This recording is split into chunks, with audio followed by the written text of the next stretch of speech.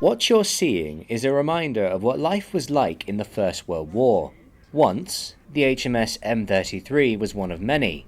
Now, she is the last surviving ship from the Gallipoli Campaign, which began in April 1915. She is a very particular kind of ship, a monitor built at the start of the First World War. So she's 580 tons.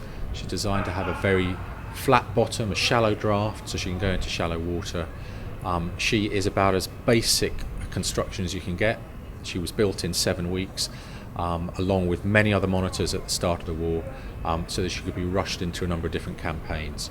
Following a varied history, including serving as a floating office, the M33 has been restored. She will soon open publicly, and those who helped refurbish the ship are keen to see the public's response.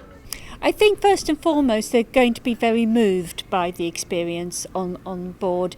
You can't help but be touched by the fact that 72 men and officers lived on this ship for 3.5 years, never went home, boiling heat, freezing cold, fighting, coastal bombardment vessel. I mean, the conditions at Gallipoli were really, really awful. The M33 was refurbished with a £2.5 million grant given by the National Heritage Lottery Fund. Staff at the historic Dockyard think it's worth it because the vessel is so unique. It is a lot of money. In terms of ship restoration, that's pretty good value to permanently conserve and restore something which we want hundreds of thousands of visitors to come and see. And part of her is she has a memorial character. So we're not only telling the story of this M29 class monitor, we're telling the story of the hundreds of thousands of men who fought and over 100,000 men who died on each side in that campaign. We're marking not just a national event, but an event with international significance.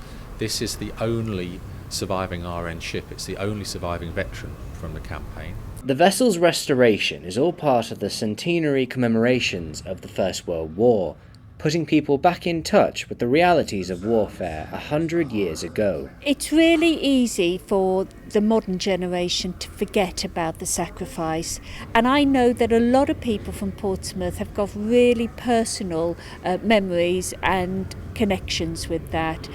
So it's important that we remember that, we commemorate it, and that we never forget.